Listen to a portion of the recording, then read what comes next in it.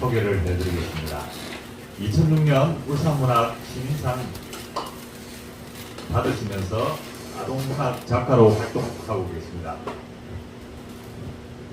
그리고 센터상, 청각문학상, 울산문학작품상 등 많은 상을 수상하시고 작품집으로는 해녀 새벽이, 호시연 엄마 등등등 등까지 하면 7건입니다.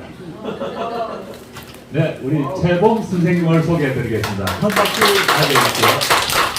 소개받은 최봉입니다. 제가 지금 이게 아동문학 분과장을 맡았기 때문에 이 일을 지금 맡았거든요. 저도 이게 서툴고 엄청 이런 진행을 해보지 않아서 아마 서툴 건데 그래도 그냥 제 나름대로 그냥 편안하게 하겠습니다.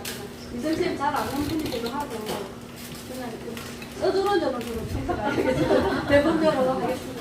오늘 날도 더운데 먼 길 와주셔서 감사드립니다. 재미정 선생님 그 꼴찌 아파트에 보면 준비된 사람만이 좋은 일이 생겼을 때 그걸 차지할 수 있다고 했는데 잘 준비된 작가 재미정 선생님 모시겠습니다. 많은 박수 부탁드립니다. 재미정 작가님도 많이 떨리실 것 같아요. 그죠? 저도 사실은 이름이 제 본 이름이 최미애잖아요. 그래서 최미정하고 이렇게 많이 비롯해서 동생 같다는 느낌? 그런 느낌으로 이렇게 했는데 이제 뭐 저보다 훨씬 더 많이 뛰어난 작품도 많이 쓰시고 그래서 제가 보기에는 되게 반갑고 흐뭇한 마음입니다. 사실은. 그래서 오늘 톡톡도를 열면서 이 자리에 서게 된 그런 마음, 어떤 마음인지 소감 한번 들어보도록 하겠습니다. 사실은 뭐 제가 최근에 스님 글쓰기 수업을 좀 오랫동안 했거든요. 그래서 이제 스님분들 앞에서 섰을 때 그런 수업들을 안 했으면 제가 진짜 많이 떨었을 것 같아요. 아이들만 뭐 논술 수업만 계속하고 했으면 많이 떨었을 텐데 또 최근에 스님 수업도 많이 하고 해서 그렇게 많이 떨리진 않는 것 같아요. 그리고 제가 북토크나 이런 것들을 동화 작가들은 보통 아이들을 많이 만나러 가거든요. 작가를 만나면서 이제 제가 낸 동화책을 가지고 아이들을 많이 만나는데 이런 또 성인분들 같은 경우는 뭐 시나 소설이나 에세이집을 내신 분들이 북토크를 많이 열어요. 그래서 저도 다른 분들 북토크를 여는 거 보면 되게 부러웠어요. 근데 이제 동화책을 가지고 북토크를 열면 성인분들은 좀 동화를 쓰시고 싶은 분들은 관심이 있지만 보통 분들은 좀 그렇거든요. 그래서 제가 기회가 된다면 뭐 아동 에세이를 하나 써서 그 에세이집을 가지고 북토크를 열면 좋겠다. 그리고 또 제가 시기적으로 이제 올해 상을 받고 책이 올해 이제 연말에 나오거든요. 그래서 그 책이 나오고 나서 그 책이 조금 인지도가 있고 인기가 있으면 그때 제가 북토크를 열면 조금 사람들이 관심을 갖지 않을까. 그리고 제가 낸 책이 최소한 우리 뭐 잘 나가는 동화 작가 이분이 선생님은 저랑 같이 이제 동화를 같이 쓰고 합평도 했는데 그분은 20만 부를 파셨다 하더라고요. 한 번 좀 달빛 식당 같은 경우는. 그래서 저도 최소한 북토크를 열 때 한 10살 정도는 팔아야. 아니 제가 꽃이 아파트는 한 3세까지 팔았거든요. 가슴에 별을 품은 아이도 한 3세까지 팔았고 한 10세 정도 넘어가야 내가 북토크를 열었을 때 많은 분들이 관심을 가지지 않을까. 그런데 이렇게 갑자기 문인협회에서 이런 자리를 열어주신다 해서 제가 걱정을 많이 해서 좀 유명한 작가도 아직 아닌데 많이 안 오시면 어떡하나. 좀 굴욕의 날이 되지 않을까. 그런 또 생각을 많이 했었거든요. 그래서 이렇게 많이 와주셔서 너무 감사하는 마음입니다. 그래서 제가 좀 더 승승장구해서 조금 더 많이 유명해진 다음에 또 북토크를 열면 그때도 꼭 참석을 부탁드리겠습니다.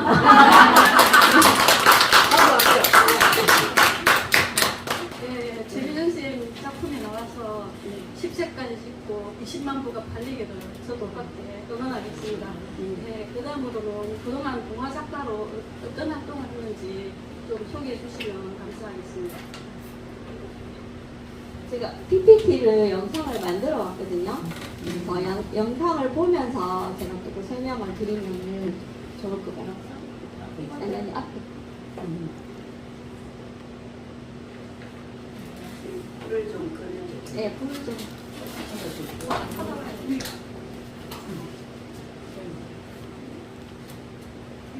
아니, 두 번째 거, 앞에 거. 네네네. 제가 이제 처음에 글을 쓸 때는 제가 수필을 먼저 썼었거든요. 그래서 울산에는 동화를 배워주는 곳이 없었어요. 그래서 한 5년 동안 계속 이렇게 수필을 쓰다가 저기 계시는 이승희 선생님하고 같이 합평도 많이 하고 예, 그때 많이 그래서 지금까지 보는 게 되게 반가운데 그때 동화를 수필을 5년 동안 쓰다 보니까 수필은 크게 발전할 수 있는 부분이 많이 없더라고요. 없고 그런 부분도 조금 마음에 안 들고 제가 자꾸 수필을 쓰면서 창작을 하고 있더라고요. 왜냐하면 수필도 뭔가 상을 먹거나 하면은 뭔가 깊이 있게 써야 되고 뭐 이런 게 있는데 자꾸 쓰다 보니까 제가 살아온 인생이 뭔가 좀 진한 게 없어가지고 쓰다 보니까 저도 모르게 창작을 하고 있고 그래서 아, 이 수필은 진솔한 문학이고 내 살아있는 이야기만 써야 하는데 이걸 지어내서 쓰는 거는 또 수필에 대한 예의도 아닌 것 같고 해서 이제 동화를 배우게 되었습니다.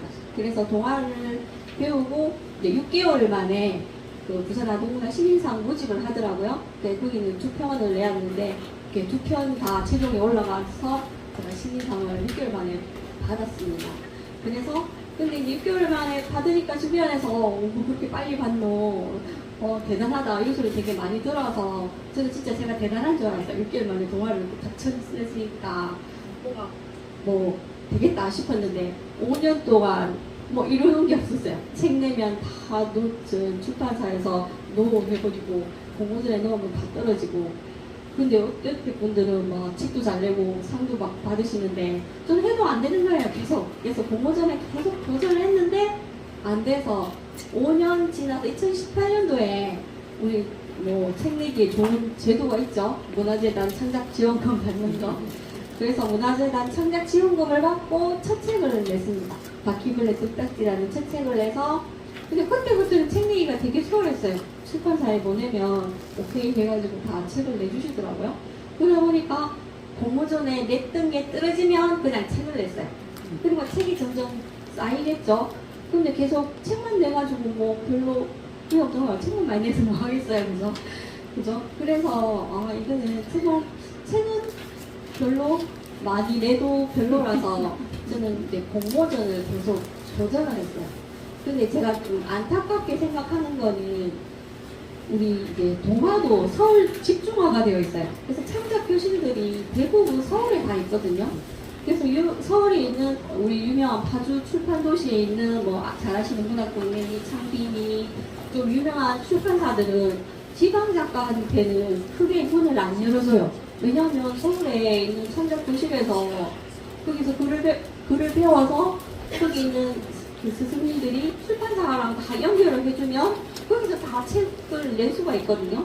그러면 출판사에서는 굳이 서울에 있는 잘 나가는 작가들 한 명만 잡아도 어차피 출판사가 책 장사하는 사람들이잖아요. 그 사람들 책만 쭉 팔아도 자기들은 돈이 되는 거예요.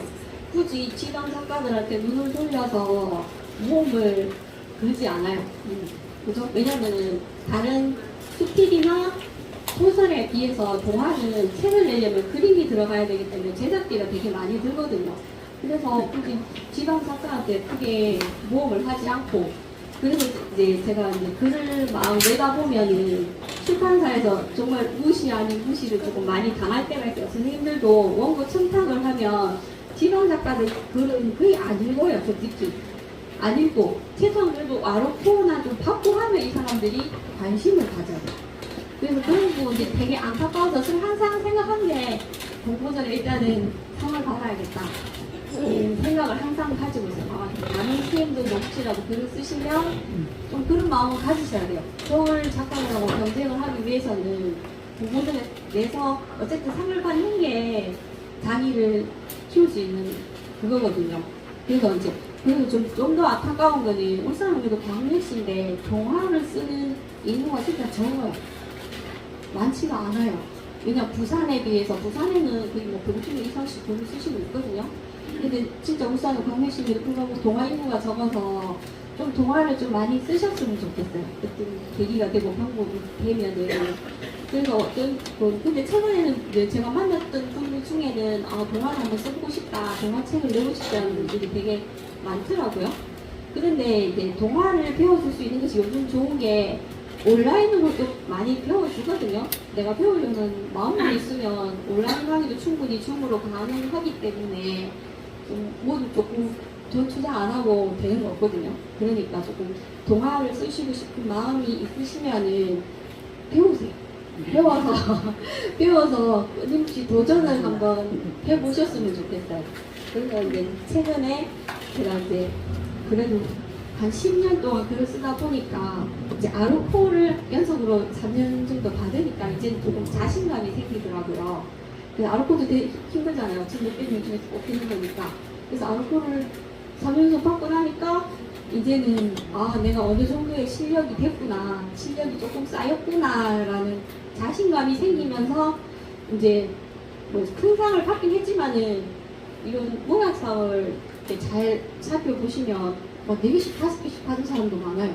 요즘은 워낙 공모전이 많아서 예전에는 공모전에 당선이 되면 그 사람은 책이 진짜 잘 팔렸거든요. 근데 요즘은 공모전 당선됐다고 해서 책이 나왔다고 해서 그 책이 잘 팔리지 않아요.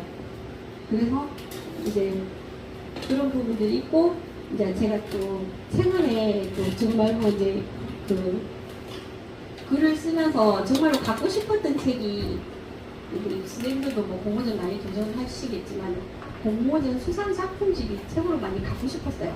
근데 문제는 수상 작품집은 판매를 안 해요. 그래서 도서관에 이런데 여러 군데 돌아서 수상 작품집을 하나 발견하면 되게 막 반가워서 집에 가서 막 읽고 그랬거든요. 그래서 공모전에 도전하시는 분들이 있다면 제일 먼저 수상 작품집을 먼저 읽어야 돼요. 왜냐하면은 수상 작품집은 수상 그 공모전에는 정말로 많은 사람들이 도전을 하거든요. 최근에 이제 제가 또 11곡 여기 공모전에서 이제 상을 하나 받았는데 이거는 이제 소설, 시, 뭐 동화에서 각 분야에 다 공모전이 있었어요. 그래서 동화로는 그래도 제가 우수상을 받아서 했는데 이런 공모전의 작품들을 읽어보면 심사위원들이 어떤 포인트로 뽑는지를 대충 볼 수가 있거든요. 그래서 공모전에 있는 수상 작품집은 꼭 한번 다 읽어보셔야 돼요. 내가 정말로 동화로 성공을 하고 싶다, 뭐 스피드로 성공을 하고 싶다, 소설로 성공하고 싶다는 마음이 있으면 기본적으로 수상 작품집을 먼저 살펴보시는 게 좋아요. 그래서 이게 지금 3번을 제가 가져왔는데 혹시 이거 갖고 싶으신 분?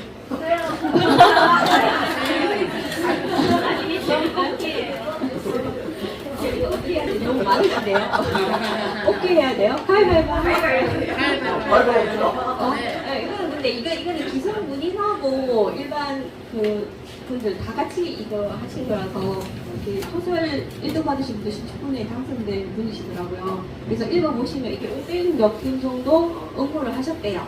근데 이제 이왕 말 나온 김에 이제 준비를 하시는 분이 신춘문예를 준비하시는 분도 있을 것이고 일반 그 문학사 준비하시는 분도 계실 건데 쓰실 때 신춘문예는 신춘문예용이 따로 있어요.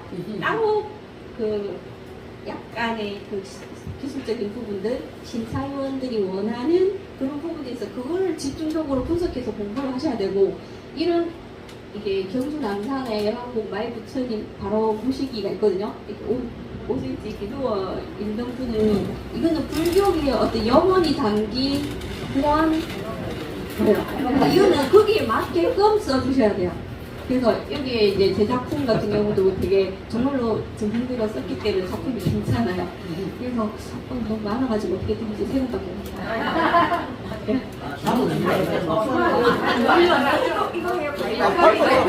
근데 많이 가져왔어야 되는데 무거워가지고 많이 못 가져오는데 좀 많아요. 집에 있다 이 말이네요. 아니 못 가져왔어요. 서울에서 지금 많이 못 가져요. 그러면 불교하시는 분 가져가세요. 네? 불교인사. 저기 없는데. 이참에 개종. 가위바위보 하겠습니다. 가위바위보 지는 사람 끝나고 합시다고요. 자, 그 다음에 제가 또 드릴 게 뭐냐면 그럼 사다리 타야지. 그 다음에 할 거는 이제 우리 동화에 관심 있어서 오신 분들이잖아요. 대부분 아닌 분도 계시겠지만 동화는 독자층이 어린이잖아요, 그죠? 그래서 보통은 동화를 쓰신 분들이 책을 읽으면 아이의 시선보다는 그냥 어른의 시선으로 쓰신 분들이 대부분이에요. 그렇게 어른의 시선으로 쓰시다 보면 그냥 상황 설명만 하고 끝나게 돼요. 그래서 그렇게 쓰시면 안 되고 제일 중요한 건 어린이의 동심을 하게 돼요. 어린이의 마음을 계속해서 연구를 하셔야 되고 눈높이를 어린이의 수준으로 확 낮춰야 돼요.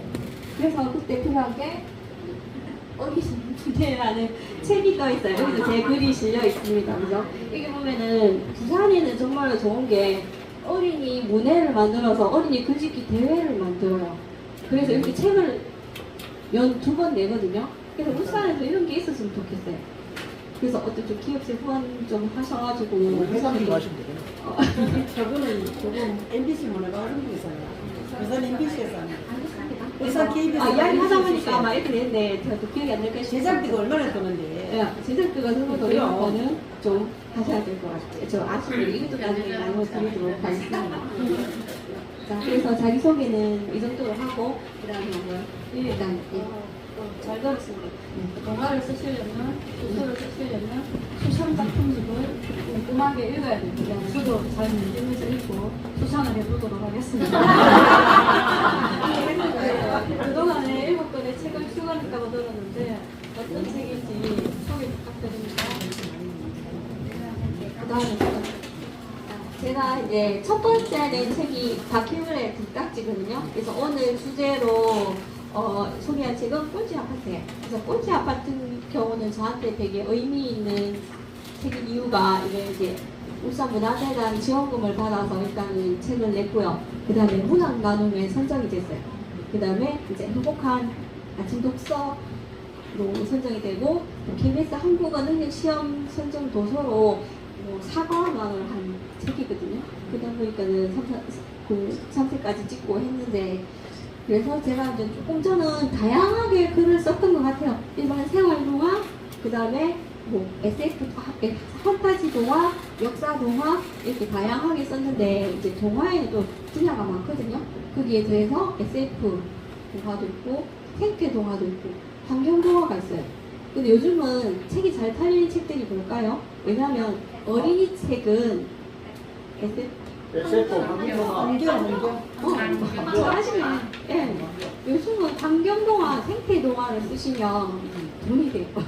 이게 책이 자꾸 돈이라 생각이 한데, 왜냐면은 아이들 책은 학교 수업 교재로 많이 쓰이거든요.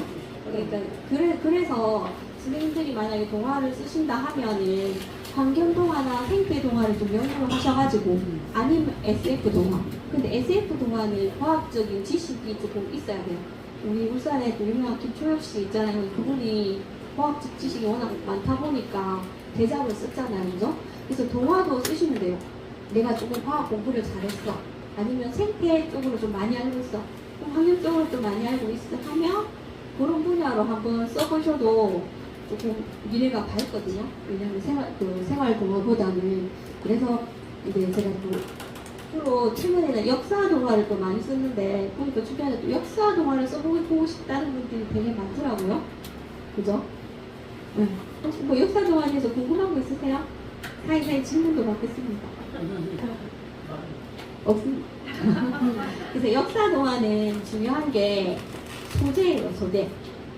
그래서 소재인데 제가 최근에 아르코 발표 지원을 3년 동안 받아서 다 역사 동화로 받았어요. 그래서 저는 역사 동화를 한 번 쓰기 위해서 저 박물관 막 뒤지고 도서관에 향토 자료 막 뒤져요. 그래서 남들이 안 쓴 거를 막 찾아요. 그래서 최근에 이제 썼던 게 뭐냐면 발탈극 들어보셨어요? 남사당패에 발탈극이 있었어요. 발에 탈을 씌워서 하는 발탈극이 있고 그 다음에 연지, 그죠? 우리나라의 화장품의 별천사, 그죠? 그거를 가지고 글을 썼어요.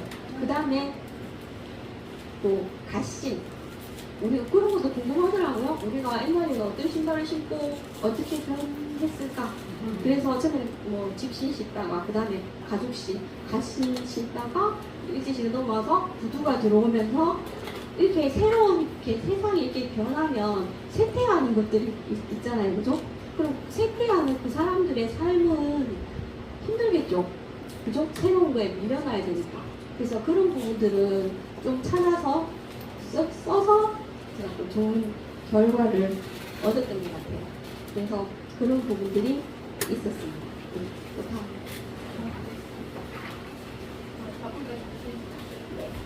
번째 아까 그 읽으시는 분도 있고 읽지 않으신 분도 있을 것 같은데 중요한 부분들을 읽고 다시 이야기 나누도록 하겠습니다.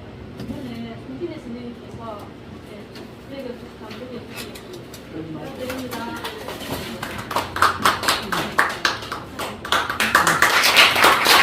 잘하겠습니다. 자, 여기서 제가 또 퀴즈를 내겠습니다. 방금 제가 주제가 정말 중요하다고 그랬잖아요. 그죠? 이 작품에서 제가 주제를 어디서 뽑았을까요? 딱 보시면, 예, 딱 손드시면, 네? 이름? 이름 맞는데, 어느 분의 시에서, 예, 김춘수의 꽃 맞습니다. 저는 제가 좋아하는 시가 바로 김춘수의 꽃이거든요. 왜냐하면 그 시가 정말로 좋은 게 아이들은 백지 상태예요. 살아보지 않았어요. 그죠? 그래서 아이한테 어떤 의미를 주는 곡, 너는 대단한 사람이야. 너는 정말로 뭔가가 될 수 있어. 라고 누군가가 이야기를 해주면 그 아이는 장래 아주 큰 사람이 될 수가 있거든요. 그래서 저는 그런 부분을 동화에 조금 많이 담아내는 편이에요.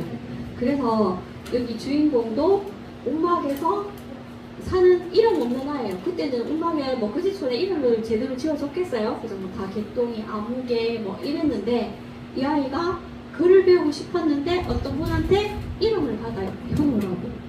근데 이름이 왜냐면 그 움막에서 글을 배우고 싶었지만 네 이름이 뭐니? 라고 했을 때 자기 이름이 너무 부끄러운 거예요.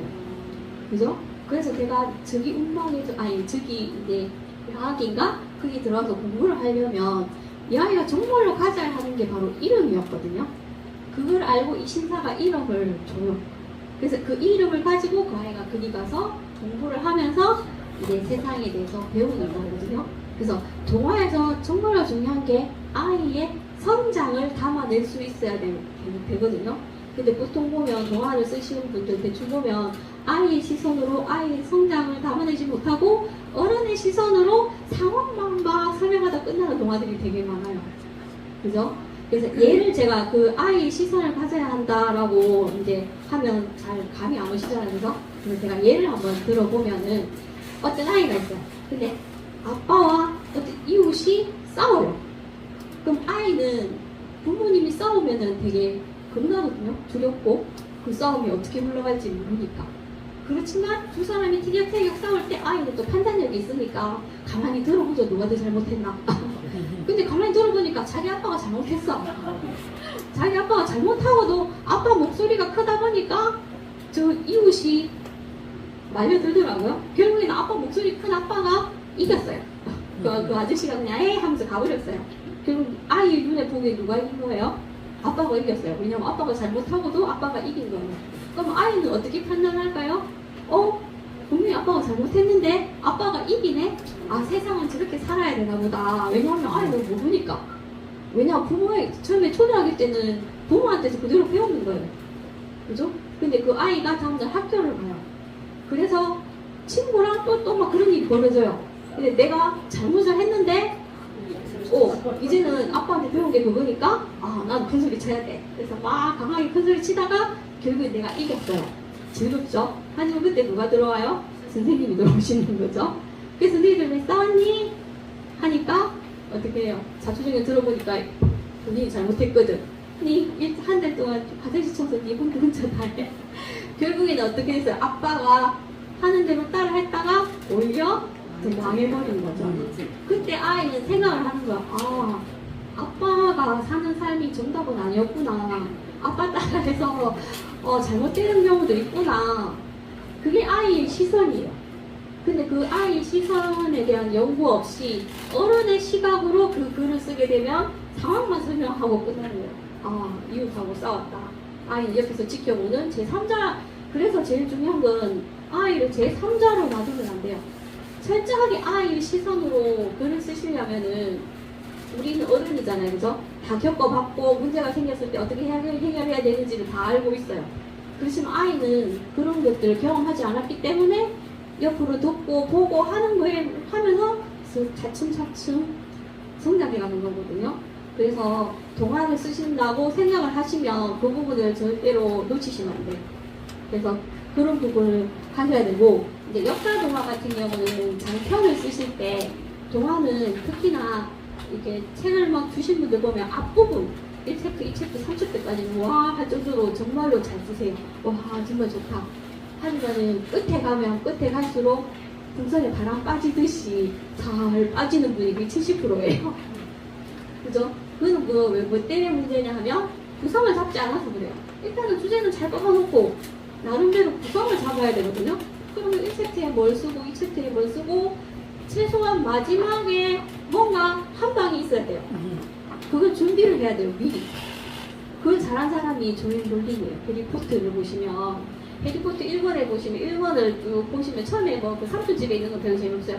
호그와트 딱 들어가서부터 한번 1챕터부터 줄거리를 요약을 해보세요. 이 사람이 얼마나 반전에 복선에 꼬고 와, 이 사람 진짜 보통 사람이 아니에요. 진짜 해리포터 쓴 사람이. 그죠? 그래서 역사 동화를 쓰실 때 구성을 어떻게 잡는 게 제일 힘들거든요. 구성을 잡는 게 제일 힘들기 때문에 제일 쉬운 방법은 제가 아까 가슴에 보면 역사 동화 있잖아. 그냥 챕터별로 줄거리를 요약해 보시면 돼요. 1챕터의 어떤 줄거리, 2챕터의 줄거리, 마지막까지 줄거리를 딱 요약해보면 한 장 정도는 딱 만들어지잖아요. 그러면 이 책의 흐름이 딱 보여요. 그걸 갖다가 좋은 책 몇 권을 딱 꽂아보면 아, 구성을 이렇게 잡아야 되는가 보이거든요. 그래서 제가 최근에 이제 무기신 받은 게 역사 동화잖아요. 그래서 역사 동화를 쓰기 전에는 제가 좀 잘 팔리는 저 역사책들을 몇 권을 구해와요. 그래서 그거를 이렇게 쭉 구성을 한번 봐요. 내가 조금 도움을 받을 수 있는 구성이 없는가. 그래서 별로 없더라고, 솔직히. 그래서 좀 괜찮은 게 없나 해서 제가 제 책이지만 하늘의 별을 품으라를 다시 한번 그 책을 한번 봤는데 아, 제가 정말 그때 조금 열심히 했구나. 그래서 역사동을 쓰실 때 제 책을 한번 구성을 잡아보셔도 괜찮았대요. 앞에 그 인물이 나오잖아요, 그죠? 그럼 인물은 대략적인 이 사람이 어떤 환경에 살고 있는지를 알려줘야 돼요. 그러면은 뭐 제 역사책 같은 경우는 혜령이가 주인공이거든요. 그래, 같은 주인물이 그 지상이가 나오고, 그럼 혜령이는 이런 환경에서 자라는 아이, 지상이는 이런 환경에서 자라는 아이, 여기에 이제 또 구조적인 주인공들이 나오죠. 그런 1챕터, 2챕터에 어디에 그런 걸 넣고, 또 우리 알잖아, 다 아는 거잖아. 전개, 절정, 위기, 절정, 결말의 구성을 따야 된다는 걸 알면서 쓰다 보면 그게 잘 안 되거든요. 그래서 잘 되어 있는 역사책을 가져와서 1챕터별로, 왜 우리는 초등학교 아이들한테 줄거리 요약해 하면 너무 안 하잖아요, 그죠? 그걸 잘 하시면 동화를 잘 쓰실 수가 있어요. 역사 동화 한 편 쓰는 거, 그런 구성만 좀 공부를 하셔도 한 편 쓰는 게 그렇게 어렵지 않거든요. 그렇게 하시면 될 것 같아요. 그리고 제일 중요한 거는 첫 부분만 중요한 게 아니라 끝에, 그죠? 결말에 한 방이 있어야 된다. 그걸 항상 생각하시고 구성을 미리 잡고 글을 쓰시면 좋겠다라는 생각이 있습니다. 자, 그 다음에 이제 다른 역사도 하나 더 보고 이제 또 작가님, 네. 제가 진행하겠습니다. 제가 그때 바빠서 앉아있죠. 저 질문이 있습니다. 이 책이 없는 질문인데 이거 지금 개똥이하고 다신 지는 아이가 책으로 나온다고 들었는데 네, 맞아요. 어디서 어떻게 나오는지 아, 예. 근데 이게 이제 아르코 내 작품 그 상 받은 거를 또 모아서 책을 내야 돼서 올 8월달, 9월달에 또 큰 준위에서 나올 거거든요. 그 아직 책은 안 나온 겁니다. 그래서 올해 책이 2권 나오거든요. 무일신 수상작이랑 아르코 받은 거가 나올 거라서 아마 여기 있는 책들보다는 완성도가 더 높을 거기 때문에 그때 가시면 될 것 같아요. 예, 기대하겠습니다. 네. 저는 줄거리 요약을 못해서 글을 못 써나가지고 오늘부터 집에 가서 줄거리 요약을 열심히 하겠습니다. 네, 그럼 가신 지는 아이도 들어보도록 하겠습니다. 가신 지는 아이는 유연필 선생님께서 수고해 주시겠습니다. 유명한 작품은 다 그 아리스토텔레스 말처럼 첫 장면에서 호기심을 자극하는 예가 많은데요. 저에게는 이 동화가 첫 문장이 그랬습니다. 전체를 압축하는 듯한 압축하는 듯한 그런 면이 있어서 제가 최희정선생님을 탐구하고 싶었습니다. 읽어보겠습니다. 다음에 조형감은 아버지 기일에 가죽신을 주문했다. 장덕신은 정성을 다해 가죽신을 지었다. 아버지가 가죽신을 지을 동안 동이도 정성스럽게 신을 짓기 시작했다. 조형감의 마음을 사로잡을 만한 가죽을 골라 정성을 다해 가죽신을 지은 것이다. 동이가 가죽신 2켤레를 무작위에 사서 조형감 댁으로 향했다. 조형감 댁 문을 이슬이가 열어주었다. 조형감 댁을 몇 번 오갔더니 이제 정이 들어서 누룽지를 나눠 먹는 사이가 되었다. 왔냐? 나으리께서 기다리고 계셔. 이슬이가 고개짓으로 알려주었다. 동이는 조형감 댁을 드나드는 것이 세상에서 제일 좋았다. 왜냐하면 동이의 마음을 알아주는 어른이 사는 곳이기 때문이다. 조형감은 사내간 채비를 마치고 동이를 기다렸다. 조형감은 일찍이 전염병으로 사랑하는 가족을 모두 잃고 말년을 외롭게 살고 있어서 동이가 찾아와 말벗이 되어주는 것을 좋아했다. 왔느냐? 조형감이 환하게 웃었다. 가죽신을 지어왔어요, 어르신. 동이가 먼저 아버지가 만든 가죽신을 보여주었다. 가죽신을 신어본 조형감이 흡족한 얼굴로 말했다. 이번 가죽신은 여느 때보다 더 좋구나. 네 아버지 솜씨가 녹슬지 않았어. 그도 그럴 것이 사흘 밤낮으로 아버지가 뜯어보며 살핀 가신이었다. 조형감이 가죽신을 벗어 두 손으로 소중하게 감사 보자기에 섰다. 이것은 나으리를 위해 제가 지은 가죽신입니다. 동이가 얼굴을 붉히며 고개를 숙였다. 뭐? 나를 위해 만들었다고? 조형감이 동이가 건넨 보자기를 풀었다. 색이 고운 가죽신 한 켤레가 가지런히 놓여 있었다. 조형감이 험험 헛기침을 하고는 발을 넣었다. 나한테 아주 잘 맞아. 네 아버지 발 크기가 같으니 이런 선물도 받는구나. 나으리 불편하지 않으세요? 동이가 걱정스러운 얼굴로 물었다. 아니, 아주 편하고 좋다. 너도 네 아비 솜씨를 물려받았구나. 조형감이 웃었다. 정말요? 동이는 뜰 듯이 기뻤다. 동이야, 내가 이 신발을 신고 산을 올라도 되겠니? 아버님께 자랑하고 싶구나.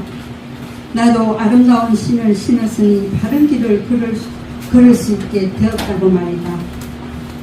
저도 좋아요. 제가 만든 신발을 신고 가신다니 하늘을 날 것 같아요. 두 사람이 마당을 나서자 여주댁이 성묘에서의 음식을 사주었다. 이석이 대신 이번에도 동이가 보따리를 들었다. 조형감이 먼저 산을 오르고 그 뒤를 동이가 천천히 따라갔다. 동이야, 세상에는 말이다. 소소한 것들이 울림을 주는 일이 일어난단다. 이 신발이 그런 감동을 줄지 누가 알았겠니? 동이야, 포기하지 말고 네가 가진 꿈을 펼쳐보아라.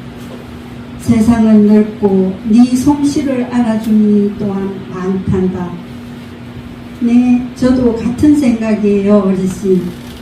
꼭 제 꿈을 펼쳐 보일게요. 지켜봐 주세요. 동이가 활짝 웃는 얼굴로 하늘을 보았다. 하얗게 빛나는 구름이 파란 하늘에서 아름답게 빛나고 있었다. 그래서 역사동화에 제가 이제 뭐 역사동화는 그렇게 쓰시면 되는데 그래도 내가 조금 공부생을 하고 상을 받고 싶다 하시면은 조금 추가해야 될 것들이 있어요. 뭐냐면은 시대상을 좀 반영을 하셔야 돼요. 시대상은 뭐냐면 제가 그 가슴에 벼를 푼 아이도 이 걱정의 난 그죠? 를 살짝 넣었어요. 이 걱정의 난이 그 나라에 그거 하는 거잖아요. 그래서 사람들이 그런 뭐 혁명이나 이런 걸 일으키는 이유가 있겠죠. 왜냐면 살기 힘들어서.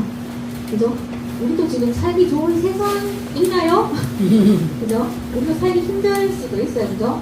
그래서 시대상을 좀 반영을 해서 가미를 한다면 작품이 더 완성도가 생깁니다. 그래서 제가 목일신을 받았던 바다에서 부는 바람도 마찬가지로 국채보상운동을 넣었어요. 그래서 그런 부분들을 조금 연구를 하셔가지고 역사적인 어떤 그런 문제들을 연구를 하셔서 그때 서민들은 어떻게 생활을 했고 어떤 삶을 살았는가를 조사를 하셔가지고 글을 쓰신다면 또 좋은 훌륭한 역사 동화를 쓰실 수가 있겠습니다. 시간이 많이 갔기 때문에 다음에는 판타지 동화에 대해서 한번 네. 재미든 선생님이 저 성격이 급하나요? 시간이 좀 많이 간 거예요. 아니 괜찮아요. 지금 아직 5분 남았어요. 네. 선생님이 지금 나름대로 글을 썼거든요. 생활동화, 한타지 동화, 역사 동화, 뭐 전투도로 글을 쓰셨는데 그동안에 한타지 동화도 쓰셨던데 한타지 동화 중에서 어렵고 성정된 칸타워스라는 작품 이야기를 그거에 대해 작품을 읽고 이야기를 좀 나눴으면 좋겠어요. 선생님 따님 박예림 씨에게 부탁드립니다. 예뻐요.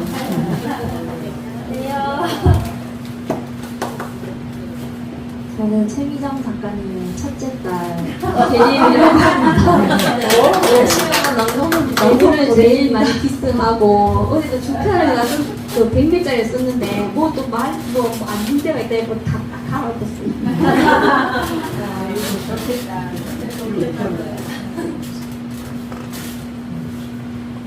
오두막에 양철 지붕을 얹은 자전거 수리점이 가문비 나무 옆에 자리하고 있었다. 이렇게 깊은 숲속에 자전거 수리점이라니 고개를 갸웃했다. 수염을 깎지 않은 털보 아저씨가 자전거 뒷바퀴를 손보고 있었다. 자전거 고장났니? 아저씨가 먼저 말을 걸었다. 숲에 자전거 수리점이 있네요. 산악 자전거 타는 사람들이 수리하러 오거든. 체인이 벗겨진 자전거를 아저씨 앞에 세웠다. 자전거가 많이 낡았구나. 아빠가 타시던 자전거예요. 털보 아저씨가 연장을 가져와 체인을 걸었다. 기름칠을 한 다음 손으로 페달을 돌렸다. 바퀴가 천천히 돌다가 힘차게 원을 그렸다. 바퀴가 소용돌이로 변해 뿌옇게 흐려졌다. 뭘 그렇게 부러지게 보니? 신기해서요. 세상이 빙글빙글 도는 것처럼 보여요. 네가 무엇을 상상하느냐에 따라서 무엇이든 볼 수 있지. 아저씨가 웃었다. 어젯밤에 받은 용돈을 수리비로 주고 수리점을 빠져나왔다. 자전거는 기름칠해서인지 더 힘차게 돌았다. 이제 집으로 돌아가는 길만 찾으면 되는데 점점 더 길은 낯설기만 했다. 이럴 줄 알았으면 수리점 아저씨한테 길을 물어볼 걸 그랬다. 그때 산악 자전거를 탄 무리에 사람들이 보였다. 저 사람들을 따라가면 마을로 접어드는 길로 나갈 수 있을 것 같았다. 나는 더 힘차게 페달을 밟았다. 전나무 숲을 지나고 넝쿨 식물이 나무를 감싸고 있는 굴곡이 심한 오솔길도 벗어났다. 그때 자전거 소리에 놀란 새들이 날아올랐다. 나는 문득 그 새가 하얀색 갈매기라는 걸 알았다. 내가 사는 마을에서 바다는 3시간 넘게 걸리는 먼 곳이다. 그런데 갈매기라니? 길을 잃은 게 틀림없었다. 그런데 더 놀라운 것은 저 멀리 숲의 경계 너머로 바다가 보였다. 코끝으로 짠 바다 냄새가 물씬 풍겨왔다. 너무 놀란 나머지 한눈을 팔다가 자전거와 함께 넘어지고 말았다. 가훈아, 더 힘차게 페달을 밟아야지. 포기하면 안 돼. 사진 속에 있던 아빠의 흐린 얼굴이 점점 밝아져서 또렷하게 보였다. 아빠! 우뚝 솟은 코와 곱슬머리가 나를 또 닮았다. 아빠, 정말 아빠예요? 그럼 아빠지 이 녀석아. 아빠가 넘어진 자전거를 세우고 나를 번쩍 안아 올렸다. 자전거 탈 때는 항상 조심해야지. 그런데 여기는 어디예요? 숲을 벗어나자 가파른 벼랑 아래로 넓은 모래사장이 펼쳐졌다. 그 위로 갈매기들이 유유히 날고 있었고 바다빛은 맑은 수정빛으로 바닷속이 훤히 다 보일 것처럼 맑았다. 나는 한 번도 이렇게 아름다운 바다를 본 적이 없었다. 기껏해야 해운대 바닷가에서 멱을 감고 놀았던 기억이 나다. 이곳은 남태평양의 작은 섬나라 칸타우란다. 세상에 알려지지 않은 작은 섬이지. 남태평양에 있는 섬이라고요? 나는 놀라지 않을 수 없었다. 제가 왜 이곳에 있는지 모르겠어요. 내가 같이 오자고 했잖니. 나랑 성투하기로 한 약속을 벌써 잊은 거냐? 아빠가 내 머리칼을 흩트렸다. 이렇게 꾸불대다가는 우승을 놓치겠어. 우리는 지금 대회 참가 중이거든. 서둘러. 아빠가 앞서 달렸다. 그 뒤를 내가 따라갔다. 저 멀리 자전거를 타고 힘차게 페달을 밟는 사람들이 보였다. 자전거라면 자신이 있었다. 힘차게 페달을 밟아 아빠를 따라잡았다. 앞서가던 까만색 곱슬머리 아저씨를 수월에 지나갔다. 얼굴이 하얀 체크무늬 남방을 입은 소년도 가뿐히 지나쳐 달렸다. 뒤처진 사람들이 나를 힐끗 쳐다보았다. 저 멀리 결승선을 알리는 휘장이 펄럭였다. 나는 있는 힘을 다해 속력을 높였다. 뒤에서 열심히 페달을 밟고 있던 아빠가 손을 흔들었다. 내가 결승선을 통과하자 사람들의 함성이 울려 퍼졌다. 한참 뒤에 아빠가 헉헉 거친 숨소리를 내며 달려왔다.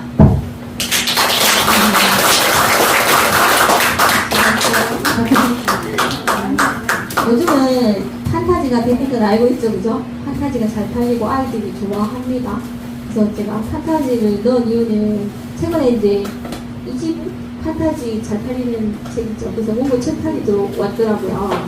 그래서 제가 뭐 정답보다 안경을 잘 읽었다고 원고 있으면 좀 보내달라고 이집북은 알시간 고양이로 유명한 출판사잖아요, 그죠? 그래서 판타지가 유명해서 판타지를 많이 쓰시고 싶은데 어떻게 쓰는지 이제 보는 분이 되게 많거든요. 그래서 판타지는 방금 이 내용은 바다에서 실종된 아빠를 그리워하는 아이가 우연히 자전거를 타고 산속에 들어갔다가 판타지 세계로 들어가는 그 내용이에요. 그래서 판타지 세계로 들어가서 아빠를 만나고 돌아 나오는 내용이거든요. 그래서 판타지를 쓰실 때 조금 생각하시면 좋은 게 뭐냐면 판타지를 언제 했냐면 우리 어른들도 뭔가 힘들 때가 있어요. 그죠? 뭔가 마법 같은 일이 만약에 진짜 돈이 너무 필요하면 로또라도 당첨되면 좋겠다. 친구들 로또 당첨되는 일도 마법이거든요. 그래서 사람이 정말로 벼랑 끝에 섰을 때 아이가 정말로 뭔가에 힘들었을 때 정말로 뭔가 새로운 뭔가가 필요할 때 그때 열리는 게 판타지의 문이라고 생각을 하시면 돼요. 정말로 내가 좋아하는 뭐 강아지가 뭐 아파서 오늘을 한다든가 아니면 뭐 내 사랑하는 가족이 어떻게 된다든가 뭔가 판타지가 필요한 그 순간 그죠? 그래서 독자들이 아 정말로 이 아이한테는 판타지가 필요해 라고 설득력 있게 쓰시면 판타지로 성공하시는 거예요. 그래서 그런 조건을 만들어 가야 되겠죠. 그래서 그렇게 쓰시는 게 판타지예요.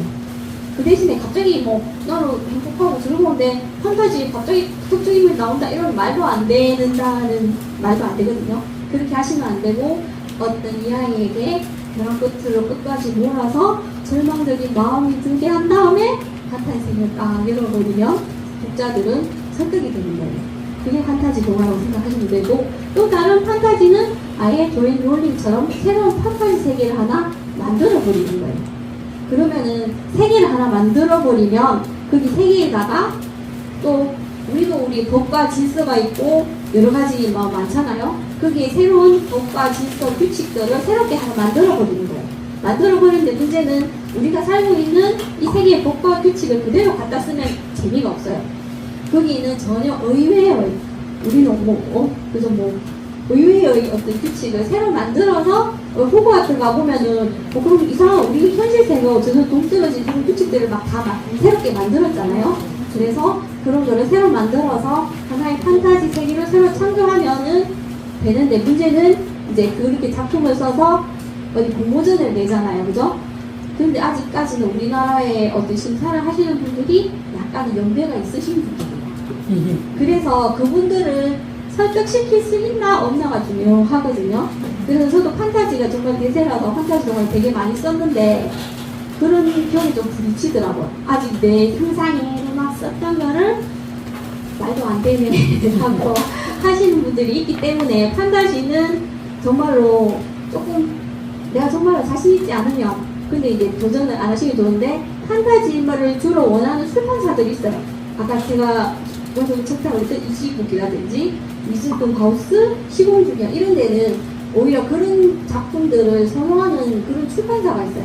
그런 출판사에 그냥 홍보 청탁을 해보는 거예요. 그래서 출판사 아무데나 홍보 청탁을 하시면 안 되고 그 출판사에서 원하는 종류가 있어요. 프로스 주니어 같은 경우는 역사동화를 되게 많이 냈거든요. 그래서 제가 역사동화를 그거에 보낸 거예요. 그리고 홍보 청탁을 하실 때 이제 하나 조금 아시면 좋은 청탁이 게 아니고 투고. 투고. 책상이에요. 투고 하실 때 우리 그 홈페이지 들어가면 홍보 투고란이 있잖아요. 거기는 하지 마세요. 안 읽어요. 그래서 이 책에 보시면은 메일 주소가 있어요. 이 책에 있는 메일 주소로 보내세요. 메일로 보내세요. 그러면은 그리고 어떤 분은 그냥 홍보 좀 읽어주세요 하고 끝 하면 절대 안 되고 주주주주주주 뭘 많이 달아야 되겠죠? 아, 이 작품은 어떻고 책을 내야 한다는 그런 거를 꼭 적어서 보내셔야지. 그냥 한번 읽어주세요. 끝 하면 안 읽습니다. 워낙 요즘은 오고 청탁을 많이 오고 투고를 많이 하기 때문에 그런 부분은 아시면 좋을 것 같아요. 시간입니다.